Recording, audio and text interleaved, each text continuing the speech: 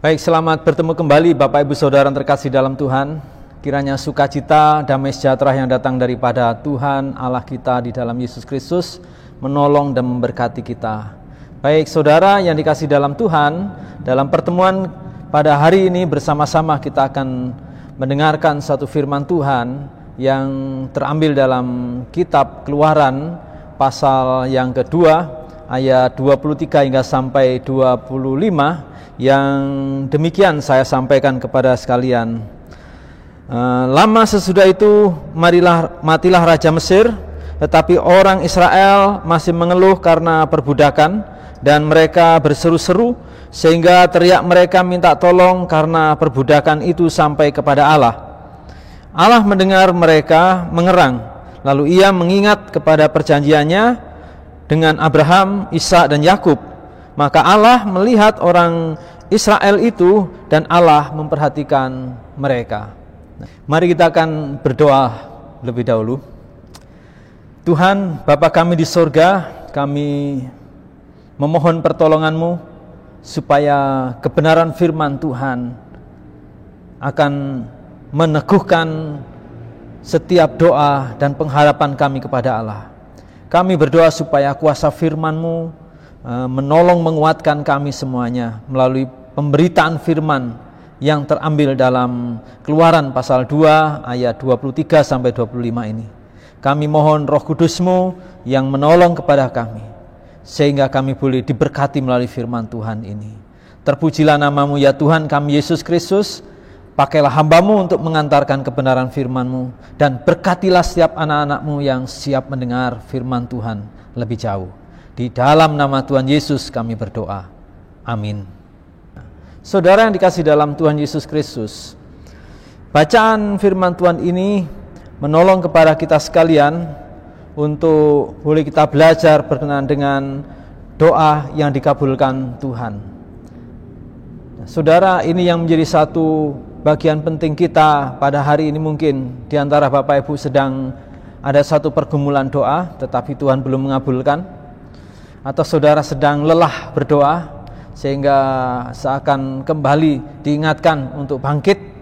Dan mungkin ada di antara saudara yang lama sudah tidak berdoa, tetapi melalui firman ini menolong kepada kita untuk diingatkan.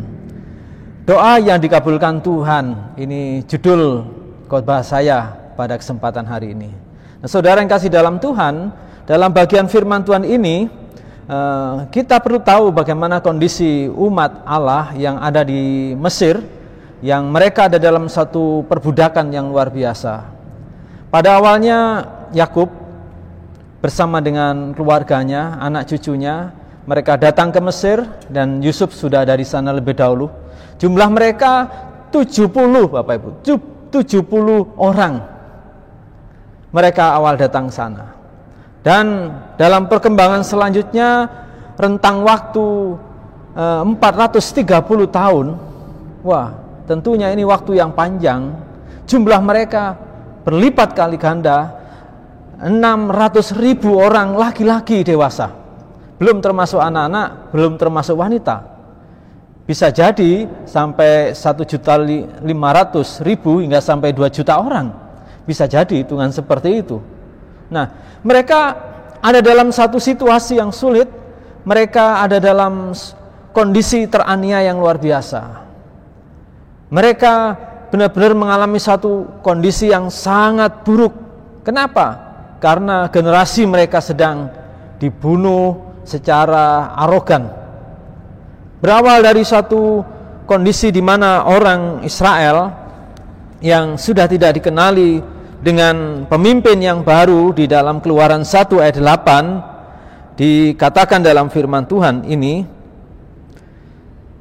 kemudian bangkitlah seorang raja baru memerintah tanah Mesir yang tidak mengenal Yusuf. Nah, berawal dari sini saudara yang kasih dalam Tuhan, mereka mengalami satu penganiayaan yang luar biasa hebat. Di dalam pasal 1 dijelaskan penganiayaan itu, bahwa mereka orang-orang yang mengalami penindasan yang luar biasa. Mereka orang-orang yang dipaksa kerja keras. Mereka hidupnya dipahitkan dengan bekerja berat dan penganiayaan secara sistemik bahkan sampai arogan untuk membunuh bayi-bayi Israel yang laki-laki. Nah, tentunya hal ini membuat mereka berdoa. Itu sebabnya judul khotbah saya, berdoa yang dikabulkan Tuhan. Apakah Bapak Ibu ingin mengalami doa yang dikabulkan Tuhan? Tentunya ingin. Setiap orang ingin mengalami khotbah, mengalami doa yang dikabulkan Tuhan. Doa yang dikabulkan Tuhan adalah doa yang seturut dengan kehendak Allah. Nah, jadi bagaimana doa dikabulkan Allah bisa terjadi? Ketika doa itu sesuai dengan kehendak Tuhan, sesuai dengan keinginan Tuhan. Nah, kita akan berbicara secara khusus ciri-ciri doa yang dikehendaki Tuhan, doa yang sesuai dengan kehendak Allah, sehingga doa itu dikabulkan oleh Allah. Ciri yang pertama, saudara yang kasih dalam Tuhan, yaitu doa yang disampaikan dengan iman. Jadi kalau kita mau doa kita dikabulkan Tuhan, yang sesuai dengan kehendak Tuhan, maka doa itu harus disampaikan dengan iman. Nah, saudara, di dalam ayat yang ke-23 sampai 25 ini menegaskan bagaimana kehidupan orang Israel, dia berdoa yang disampaikan dengan iman kepada Allah. Doa mereka, doa yang tertuju kepada Allah yang hidup, kepada Allah yang disebutkan dalam bagian firman Tuhan ini, yaitu kepada Allah Bapanya Abraham, kepada Allah Bapanya Ishak dan Yakub, kepada Allah yang hidup. Jadi doa yang beriman kepada Allah yang hidup merupakan doa yang sesuai dengan keinginan Tuhan, sesuai dengan kehendak Allah. Dan saya percaya ketika Bapak Ibu berdoa kepada Tuhan Allah di dalam Yesus Kristus, Anda sedang berdoa sesuai dengan kehendak yang diinginkan Tuhan. Nah, namun dalam bagian ini saudara, mereka berdoa kepada Allah yang hidup, kepada Allah yang mengasihi mereka, kepada Allah yang berjanji kepada mereka bahwa ketika Yakub mau pergi meninggalkan daerahnya dan pergi ke Mesir, Tuhan berfirman kepada Yakub di dalam Kejadian 46 ayat 2 hingga sampai 4 dikatakan, berfirmanlah Allah kepada Israel dalam penglihatan waktu malam, Yakub, Yakub, sautnya, ya Tuhan. Lalu berfirmannya, akulah Allah, Allah ayahmu, janganlah takut pergi ke Mesir, sebab aku akan membuat engkau menjadi bangsa yang besar di sana. Aku sendiri akan menyertai engkau pergi ke Mesir, dan tentulah aku juga akan membawa engkau kembali. Dan tangan Yusuflah yang akan mengatupkan kelopak matamu nanti. Nah, saudara, ketika Israel tiba di Betsaida, ia mempersembahkan korban kepada Allah. Lalu Tuhan berbicara kepadanya, berbicara tentang hal masa depan keturunan Yakub yang berangkat, yang mereka datang 70 orang dan kembali pulang bisa lebih daripada 1.500.000 orang dalam jangka waktu 430 tahun. Nah, saudara, mereka berdoa dengan iman karena Allah yang berjanji memberkati bangsa itu menjadi besar, dan Allah juga yang berjanji bahwa Allah akan mengeluarkan umat Israel dari Mesir. Ketika mereka ada dalam satu aniaya yang luar biasa, mereka berdoa dengan iman. Mereka berdoa kepada Allah. Mereka berseru kepada Tuhan. Mereka bukan datang kepada Allah yang tidak dikenal, tetapi kepada Allah Bapanya Abraham, Allah yang disembah Abraham, Allah yang disembah Ishak, dan Allah yang disembah oleh Yakub. Mereka berdoa kepada Tuhan. Mereka dengan iman datang kepada Allah.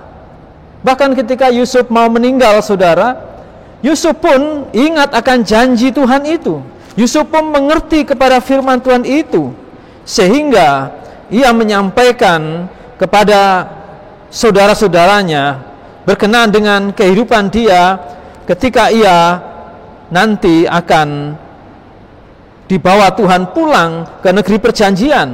Dikatakan, saudara, lalu Yusuf menyuruh anak-anak Israel bersumpah, katanya, tentu Allah akan memperhatikan kamu. Pada waktu itu kamu harus membawa tulang-tulangku dari sini. Yusuf mengerti firman Tuhan yang disampaikan Allah kepada Yakub. Saya percaya Yakub mendidik, mengajar, memberitahu firman Tuhan itu kepada Yusuf dan kepada anak-anak Israel yang lain. Dan bahkan ini diajarkan terus-menerus, sehingga janji Allah ini diingat, dijaga, atau dalam tanda kutip diuri-uri, sehingga ketika umat ada dalam satu situasi sulit dan mereka dalam keadaan bahaya dan jumlah mereka sudah besar, mereka berseru kepada Tuhan, mereka beriman kepada Allah, datang dan meminta pertolongan kepada Allah. Demikian seharusnya kita, Bapak Ibu Saudara. Kita harus datang kepada Allah dengan iman, berdoa kepada Allah dengan iman. Ada iman, ada doa. Tidak ada iman, tidak ada doa. Ada iman, ada doa. Gak ada iman, tidak ada doa, Bapak. Orang Kristen yang beriman pasti berdoa dengan imannya. Mengapa ada orang Kristen tidak berdoa? Mungkin tidak ada doa, gak ada iman di dalamnya. Orang beriman tahu janji-janji Tuhan. Bapak, Ibu, dan saya juga harus tahu tentang janji-janji Allah, tentang isi hati Allah yang Tuhan ingin nyatakan kepada kita, supaya kita bisa berdoa kepada Tuhan Allah di dalam Yesus Kristus. Sebagaimana keinginan hati Tuhan, Tuhan memerintahkan Bapak, Ibu, dan saya untuk menjadikan semua bangsa muridku. Begitu kata Tuhan Yesus Kristus di dalam Matius 28, 19-20. Jadikan semua bangsa muridku. Ini isi hati Tuhan. Ini keinginan hati Tuhan. Bahkan dalam 1 Timotius 2 ayat 3-4 dikatakan pula oleh firman Tuhan yang sedemikian tegas dan jelas kepada kita sekalian. Dikatakan dalam firman Tuhan itu, itulah yang baik dan yang berkenan kepada Allah, juru selamat kita, yang menghendaki supaya semua orang diselamatkan dan memperoleh pengetahuan akan kebenaran. Allah menghendaki semua orang diselamatkan. Tentunya kita harusnya berdoa supaya banyak orang diselamatkan. Doa ini harus dilakukan dengan iman. Doa yang demikian ini yang diharapkan Allah. 2000 tahun yang lalu Yesus menyatakan, jadikan semua bangsa muridku.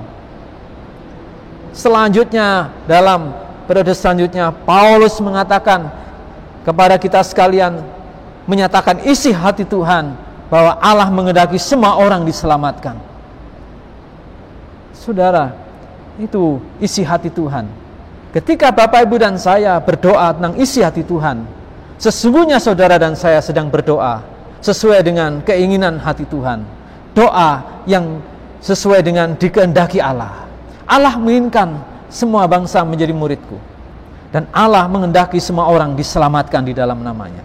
Ketika Bapak, Ibu, dan saya berdoa dengan itu, harus berdoa dengan iman kepada Allah. Demikian dalam situasi yang sulit ini pun, kita juga harus berdoa dengan iman. Apakah Bapak, Ibu, mau berdoa dengan iman? Dengan janji-janji Tuhan yang sudah Tuhan nyatakan di dalam firman Tuhan ini, supaya saudara dan saya bisa mengerti ketika berdoa, oh ini bukan keinginan saya sendiri, oh ini keinginan hati Tuhan. Saya akan berdoa dengan iman, dengan percaya kepada Allah yang hidup, kepada Allah di dalam Yesus Kristus yang telah mati dan dikuburkan lalu bangkit, kepada Allah yang hidup di dalam Yesus Kristus. Ciri yang kedua, saudara yang kasih dalam Tuhan Yesus Kristus, yaitu doa yang disampaikan dengan kesungguhan hati. Doa yang disampaikan kepada Tuhan dengan kesungguhan hati. Nah, umat Israel ini, saudara, di tengah-tengah penganiayaan, mereka berdoa dengan iman dan dilakukan dengan kesungguhan hati kepada Allah. Sehingga kalau kita memperhatikan bagaimana wujud kesungguhan hati mereka diekspresikan di dalam doa, saudara. Kalau saya perhatikan dalam firman Tuhan ini, mereka berdoa dengan kesungguhan hati sebagaimana yang disampaikan dalam firman Tuhan. Lama sesudah itu matilah Raja Mesir, tetapi orang Israel masih mengeluh karena perbudakan. Dan mereka berseru-seru kepada Tuhan, sehingga teriak mereka minta tolong karena perbudakan itu sampai kepada Allah. Jadi ini ekspresi daripada iman ketika mereka berdoa kepada Allah, berseru-seru, berteriak minta tolong kepada Allah karena perbudakan itu. Dan Allah mendengar mereka mengerang. Jadi ada 3 kata penting yang dijelaskan dalam Alkitab ini. Mereka berseru-seru kepada Tuhan, mereka berteriak minta tolong, dan mereka mengerang. Nah, saudara yang kasih dalam Tuhan, dalam bagian ini menunjukkan bagaimana ekspresi kesungguhan hati daripada orang-orang beriman, orang-orang Israel, ketika mereka datang kepada Tuhan Allah yang hidup. Apakah Allah nggak cukup bisa mendengar? Bukankah pendengaran Allah tidak kurang tajam untuk mendengar? Bukankah Tuhan maha mendengar? Tetapi saudara, kesengsaraan, kesulitan, penganiayaan, bahkan pembantaian bayi-bayi mereka yang laki-laki yang menjadi generasi, tentunya ini membuat mereka sangat mengalami satu kesedihan yang luar biasa, mengalami satu kemarahan yang luar biasa. Tetapi mereka nggak berani bisa melawan Fir'aun. Apa yang mereka lakukan? Mereka berteriak kepada Allah untuk berdoa kepada Tuhan. Mereka berseru-seru kepada Tuhan di dalam doanya untuk Tuhan menolong. Ini sebagai suatu ekspresi dari kesungguhan hati, di mana mereka punya iman kepada Allah yang hidup. Nah, saudara yang kasih dalam Tuhan, prinsipnya doa dengan iman harus disampaikan dengan kesungguhan hati. Walaupun sudah sesuai dengan keinginan Tuhan, dengan kehendak Allah, tetap harus didoakan dengan penuh iman dan kesungguhan hati. Mari kita juga di masa pandemi COVID-19 ini berdoa dengan iman dan kesungguhan hati. Bukankah hal ini penting? Mengapa? Karena sampai hari ini, saudara, belum ada vaksin itu. Belum ada vaksin yang bisa menawarkan daripada virus corona ini. Berarti ketika kita berdoa, kita minta tolong kepada Allah dengan beriman, dengan kesungguhan hati kita. Kiranya Tuhan memberikan penyembuhan kepada saudara kita yang sakit. Hal ini harusnya kita berdoa dengan kesungguhan hati. Mari kita juga berdoa untuk keselamatan jiwa-jiwa dengan kesungguhan hati. Walaupun bahwa pengampunan dosa, pembebasan dosa sudah ada penawarnya, yaitu melalui iman percaya kepada Yesus Kristus, yaitu Yesus Kristus yang sudah mati di kayu salib. Dan pada hari yang ketiga, ia dibangkitkan dari kematian. Walaupun demikian, kita harus berdoa dengan kesungguhan hati. Allah menginginkan semua orang diselamatkan. Itu keinginan hati Tuhan. Ini kerinduan hatinya Allah kita, bahwa Allah ingin menjadikan semua orang diselamatkan. Bukankah itu hal yang sangat penting? Itulah kehadiran Yesus Kristus ke dalam dunia ini. Tetapi masalahnya, apakah saudara dan saya berdoa dengan sungguh hati untuknya? Banyak orang berdoa dengan sungguh hati karena pekerjaannya. Banyak orang berdoa dengan sungguh hati karena ia ingin memiliki satu kekayaan. Banyak orang juga berdoa dengan sungguh hati karena posisi dalam sebuah pekerjaan. Tidak salah semua itu, saudara. Tetapi hal yang terpenting harusnya dilakukan lebih daripada yang lain. Ketika melihat bagaimana jiwa-jiwa perlu diselamatkan dan Allah mengendaki itu terjadi, harusnya kita berdoa dengan kesungguhan hati, dengan menangis, dengan mengerang, dengan berteriak kepada Allah, atau dengan hal lain, mewujudkan, mengekspresikan iman kita kepada Allah di dalam Yesus Kristus. Hal ini penting untuk kita. Hal ini perlu kita lakukan, perlu kita belajar. Walaupun doa kita sudah sesuai dengan kehendak Allah dan menjamin dikabulkan doa, itu pun butuh kesungguhan hati. Seperti umat Israel, mereka bersungguh hati berdoa kepada Allah dengan imannya. Ciri yang ketiga, saudara yang kasih dalam Tuhan, yaitu doa yang disampaikan dengan tekun. Doa yang disampaikan dengan tekun. Nah, kalau saudara perhatikan dalam bacaan firman Tuhan di dalam Keluaran pasal 2 ayat 23 sampai 25 ini menjelaskan bahwa mereka ada ketekunan di dalam berdoa. Mereka beriman ketika berdoa kepada Allah. Mereka dengan sungguh hati, tetapi mereka juga bertekun di dalam menyampaikan doa itu kepada Tuhan. Nah, oleh sebab itu, ketika ketekunan ini dilakukan dengan sungguh-sungguh, ini membuktikan bahwa itu ada kesungguhan dalam doa yang disampaikan dengan iman kepada Allah. Nah, contohnya saudara, apapun pekerjaan dan aktivitas, kala itu penting, maka saudara akan mengerjakan dengan tekun. Jadi, apapun pekerjaan dan aktivitas itu penting, maka saudara akan mengerjakan dengan tekun. Orang Israel menaikkan doa kepada Allah dengan iman dan dengan sungguh hati, dan mereka lakukan dengan tekun kepada Allah. Kenapa? Karena penderitaan yang demikian luar biasa itu. Karena penganiayaan yang sungguh-sungguh memiriskan hidup mereka, karena mereka sedang ada dalam situasi yang sulit. Nah, saudara, sehingga doa mereka sampai kepada Tuhan. Doa mereka sampai kepada Allah, dikatakan dalam ayat 23. Lama sudah itu matilah Raja Mesir, tetapi orang Israel masih mengeluh karena perbudakan.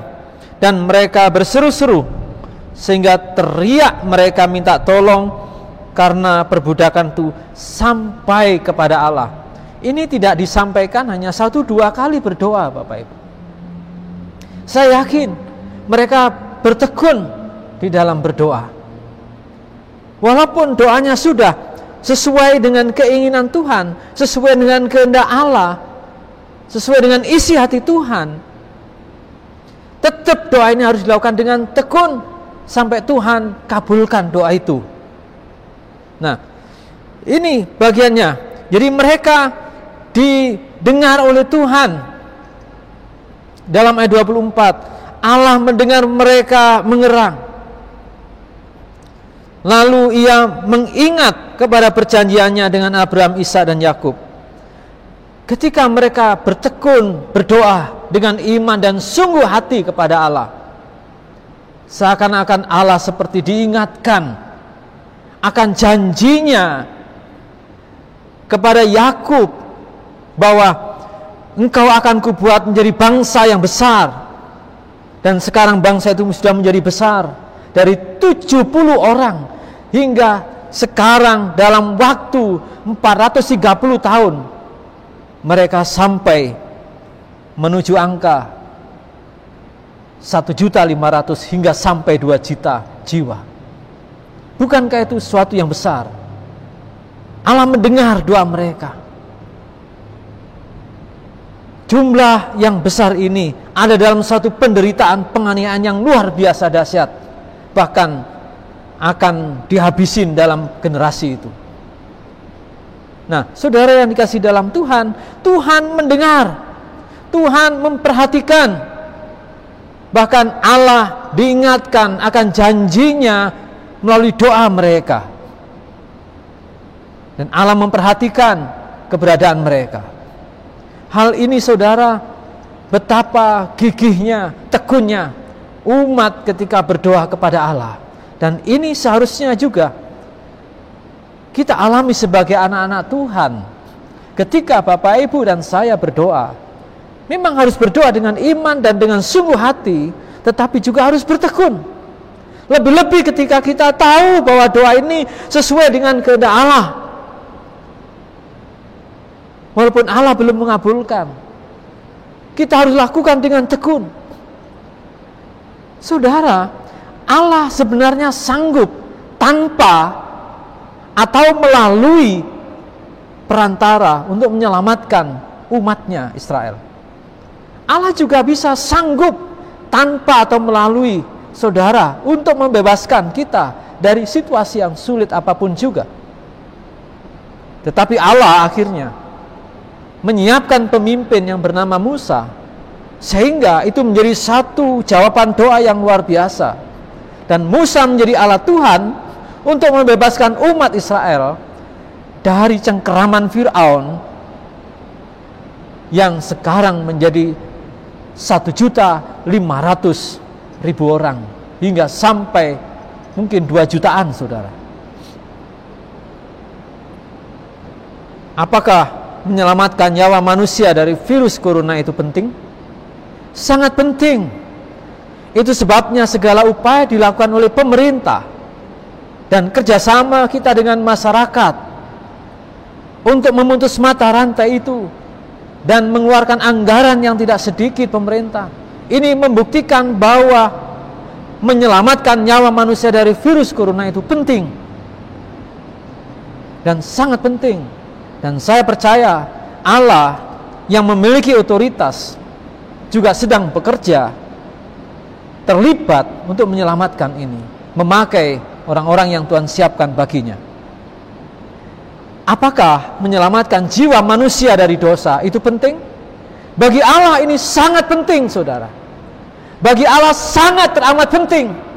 Itu sebabnya Allah mengutus para nabi memberitakan tentang kebaikan Allah, pengampunan Allah, pertobatan manusia dari dosa, lalu perjanjian Allah akan datangnya Mesias. Ini menunjukkan satu hal yang penting bagi Allah untuk menyelamatkan kita manusia yang berdosa itu. Kalau itu penting bagi Allah, Allah melakukannya yang utama sampai Ia sendiri akhirnya datang ke dalam dunia, menjelma menjadi manusia sama seperti kita. Hanya Dia tidak berbuat dosa. Bahkan Dia rela mati di kayu salib untuk menebus dosa manusia. Dia mati dan dibangkitkan untuk kepentingan kita manusia ini. Kalau hal demikian penting, apakah kita harus berdoa dengan sungguh-sungguh, dengan iman dan bertekun? Iya. Bapak, Ibu, dan saya harus berdoa untuk keselamatan manusia dari dosa dengan iman, dengan kesungguhan hati, dengan bertekun.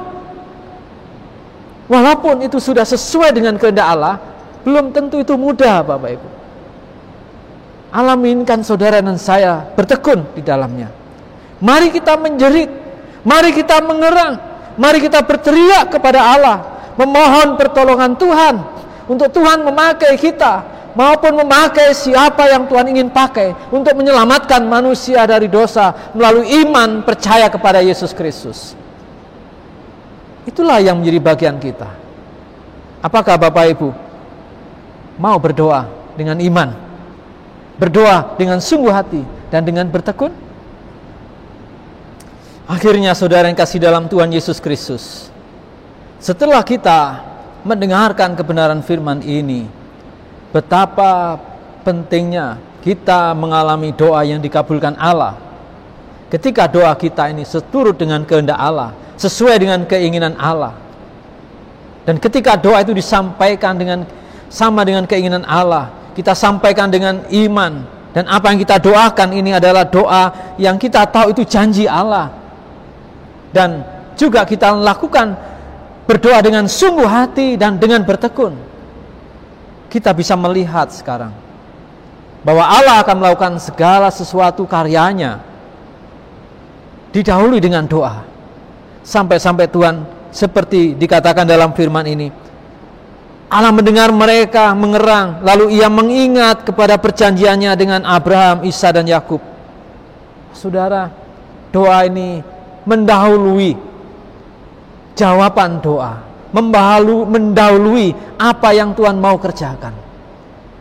Ketika gereja mau berdoa, ketika anak-anak Tuhan mau berdoa kepada Allah dengan benar, ketika saya dan Bapak Ibu Saudara sekalian mau berdoa kepada Allah dengan iman, dengan sungguh-sungguh hati kepada Allah, dengan bertekun kepada Tuhan, karena kita tahu yang kita doakan adalah sesuai dengan kehendak Allah, maka percayalah bahwa Tuhan mengabulkan doa itu. Percayalah bahwa Allah akan mengabulkan doa itu. Sebagaimana firman Tuhan di dalam 1 Timotius 2 ayat 3-4 tadi secara khusus menyampaikan, Allah menghendaki, Allah menginginkan semua orang diselamatkan. Saudara, apakah kita mau berdoa untuk 1-2 VIP yang sedang saudara kasihi, yang saudara Tuhan taruh hati di dalam hati saudara, agar Tuhan menyelamatkan mereka melalui saudara atau melalui anak-anak Tuhan yang lainnya? Mari kita berdoa dengan iman, dengan sungguh hati, dengan bertekun kepada Allah. Kiranya Tuhan menolong saudara, memberkati saudara. Kita akan berdoa. Bapa kami di surga, Engkau memberkati firman-Mu, Engkau menyatakan kuasa-Mu, supaya setiap anak-anak-Mu yang saat ini di dalam kehidupannya mengalami doa, Tuhan bangkitkan semangat dan kekuatan, iman, kesungguhan, dan ketekunan. Atau di antara anak-anak-Mu yang selama ini berdoa, tetapi mereka kurang bersemangat, kiranya melalui firman ini dikuatkan, dibangun semangatnya, diyakinkan. Ada anak-anak-Mu yang berdoa dan belum mengalami jawaban doa, kiranya melalui firman ini kami boleh bercermin apakah doa kami seturut dengan kehendak Allah.